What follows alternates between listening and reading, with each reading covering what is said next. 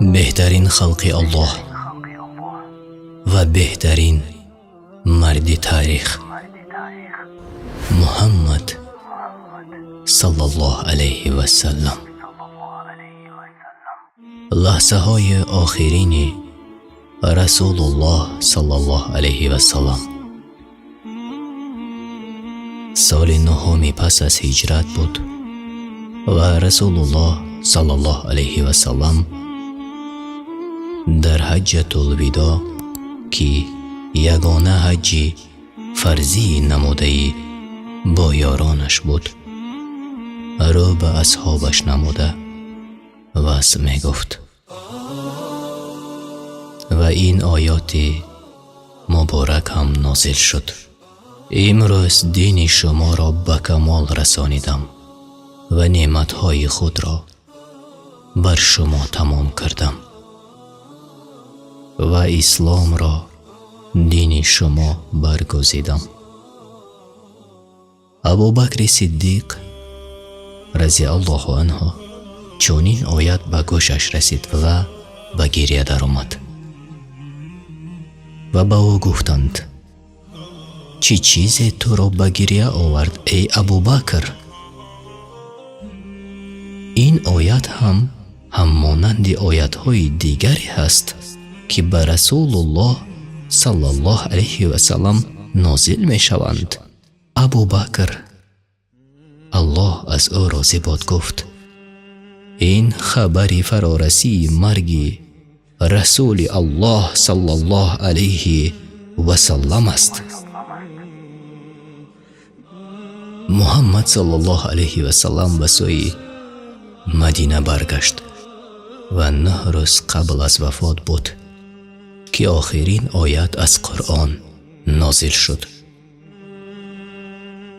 از آن روز که بر سوی الله باز می گردید بیمناک باشد، هر کس را پاداش عملش به پرگی داده می شود و ستم نمی بیند.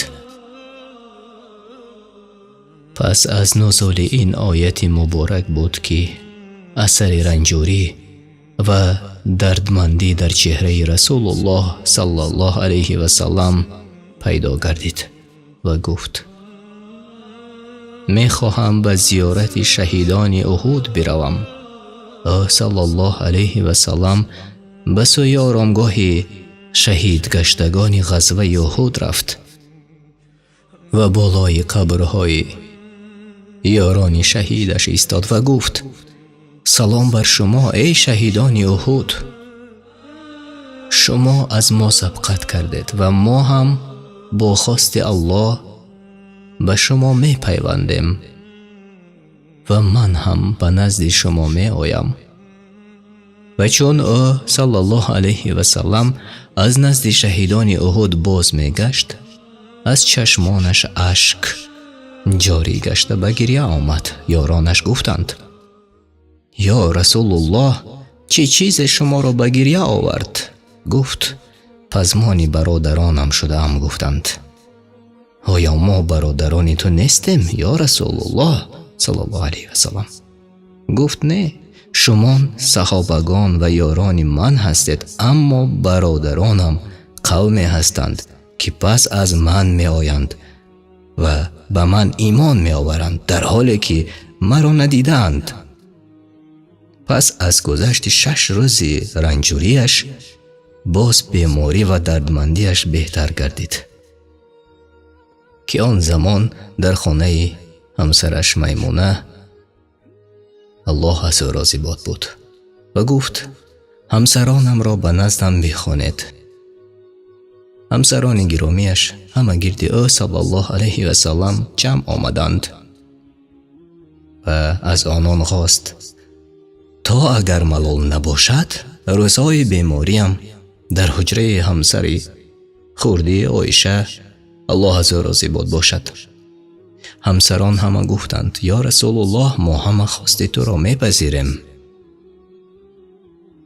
محمد صلی الله علیه و سلم خواست از جایش برخیزد اما نتوانست. علی ابن ابو طالب به فضل ابن عباس الله از آنها راضی باشد. آمدند و رسول الله صلی الله علیه و سلم را از حجره همسرش میمونه به حجره عایشه، الله از آنها راضی بود، بردند. و صحابگان باری اول رسول الله صلی الله علیه و سلم را در چنین حالت می دیدند. همگان در مسجد جمع آمدند. یکی از دیگری با تعجب و با آواز پست می پرسیدند که رسول الله صلی الله علیه و سلم را چی شده است؟ عرق از تن رسول الله صلی الله علیه و سلم جاری بود. عایشه رضی الله عنها میگوید در زندگیم کسی را ندیده بودم که با چنین شکل عرق از تنش روان باشد. من دست رسول الله صلی الله علیه و سلم را گرفته و با دست خودش رخسارش را می موریدم، زیرا دست رسول الله صلی الله علیه و سلم از دست من خوبتر و پربرکت‌تر است. و او صلی الله علیه و سلم می گفت لا اله الا الله. مرگ دارای سقرات است. چون سخنان مهربانانه اصحاب در مسجد زیاد شد، رسول الله صلی الله علیه و سلم گفت چی خبر است؟ گفتند یا رسول الله برای تو در هراسند.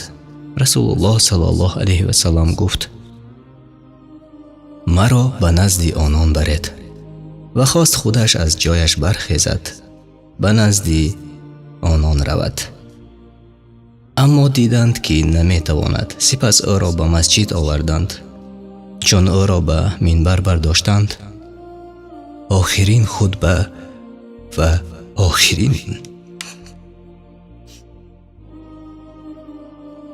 آخرین سخنان خود را به یاران ابراز داشته فرمود ای مردم، چنانی که من میبینم شما از جان من در هراسید.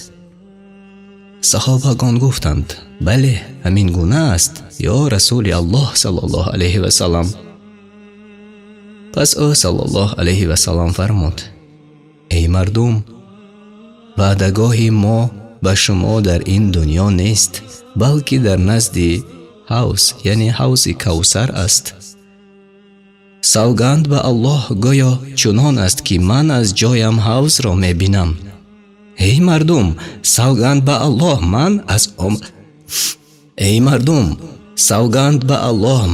آمدن فقر بر بالای شما ترس ندارم، اما آنچه که از آن ترس دارم دنیاداری است که شما برای دریافت آن مسابقه میکنید و همانند آنها که هلاک شدند هلاک میشوید.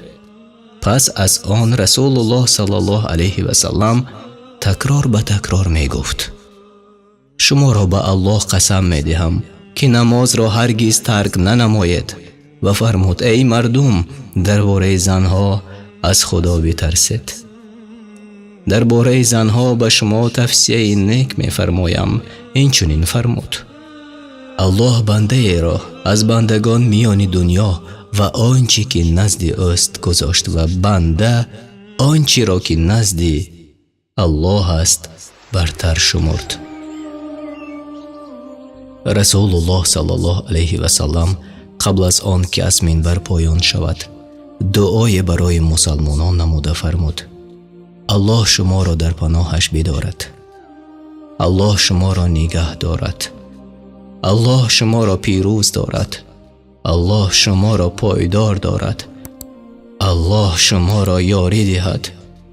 و در پایان سخنش فرمود ای مردم، هر کسی از امتم را که تا روز قیامت از من پیروی میکند سلام و درود مرا بر او برسانید.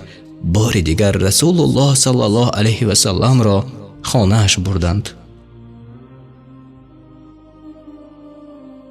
و چون از خواندن نماز هم ناتوان گردید فرمود به ابوبکر بگوید با مردم نماز بگذارد. عایشه رضی الله عنها گفت یا رسول الله، ابوبکر مردی دل نرم است و صدای پست دارد و وقتی قرآن میخواند زیاد گریه میکند. رسول الله صلی الله علیه و سلم فرمود باید با مردم نماز بگذارد. عایشه رضی الله عنها میگوید من دوباره سخنم را تکرار کردم، اما رسول الله صلی الله علیه و سلم فرمود شما زنها رقیق القلب یعنی دل نرم هستید، با او بگویید با مردم نماز بگذارد. عایشه رضی الله عنها گفت سوگند به الله من این را نمیگویم و من دوست می‌دارم که این مسئولیت از ابوبکر برداشته شود و میدانم که مردم هرگز دوست نمی‌دارند که کسی در جای رسول الله صلی الله علیه و سلم بایستد و چون این کس را در هر رویداد به فعل بد میگیرند و من دوست می‌دارم که این مسئولیت از ابوبکر برداشته شود. پس از آن رسول الله صلی الله علیه و سلم در خود اندک قدرت برای از حجره بیرون آمدن و نماز خواندن احساس کرد و با پای خود به مسجد رفت، در حالی که ابوبکر الله از او راضی بود با مردم نماز می‌گذارد. ابوبکر صدیق خواست یک کنار شود که رسول الله صلی الله علیه و سلم به او اشاره کرد تا در جای خود بماند.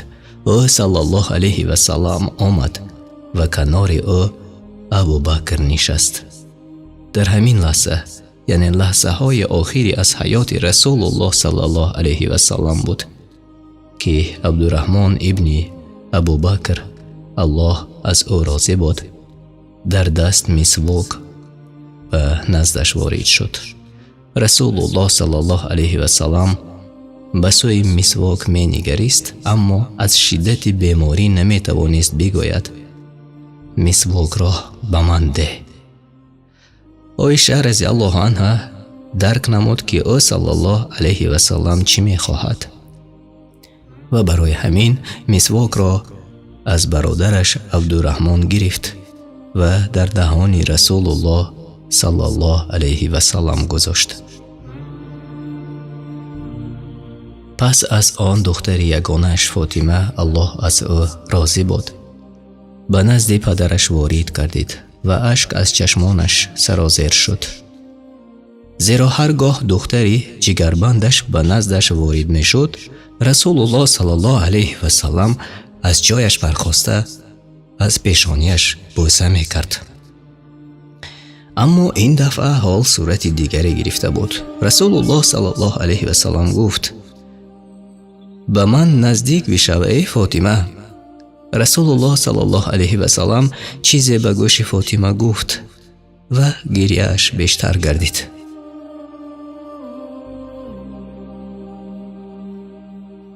و چون رسول الله صلی الله علیه و سلم دید که فاطمه گریه میکند باز گفت به من نزدیک بشو ای فاطمه. باری دیگر او صلی الله علیه و سلم به گوش جگربندش چیزی میگفت و دیدم که فاطمه این دفعه میخندید. پس از وفات رسول الله صلی الله علیه و سلم از فاطمه پرسیدم که رسول الله صلی الله علیه و سلم به تو چی گفت؟ فاطمه الله از او راضی بود گفت بار اول به من گفت ای فاطمه من امشب به نزد پروردگارم میروم. من گریه کردم چون دید که من گریه میکنم. باری دیگر گفت تو اولین کسی خواهی بود که به نزد من می آیی و من خندیدم. عایشه رضی الله عنها می گوید پس از آن رسول الله صلی الله علیه و سلم از کسانی در خانه بوده خواست که هر دوی ما را تنها گذارند و از من خواست که به او نزدیکتر شوم. او صلی الله علیه و سلم سرش را در بغل همسرش گذاشت و دستانش را بالا نموده دعا میکرد که آنگاه جبرائیل علیه السلام به نزد رسول الله صلی الله علیه و سلم وارد شد و گفت یا رسول الله، فرشته مرگ پشت در است. اجازت وارد شدن به نزد شما را می خواهد و از کسی قبل از شما اجازت وارد شدن را نخواسته است.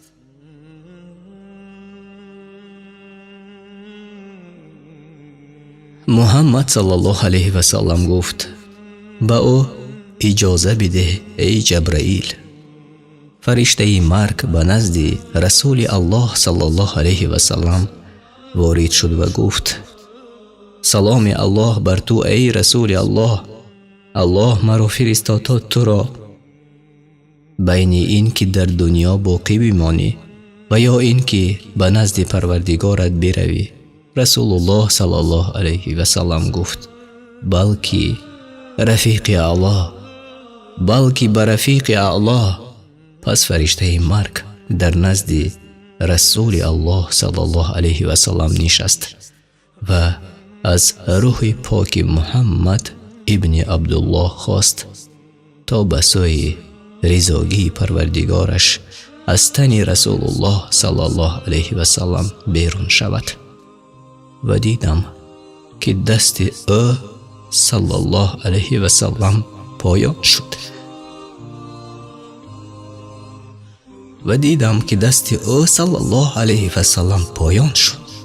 و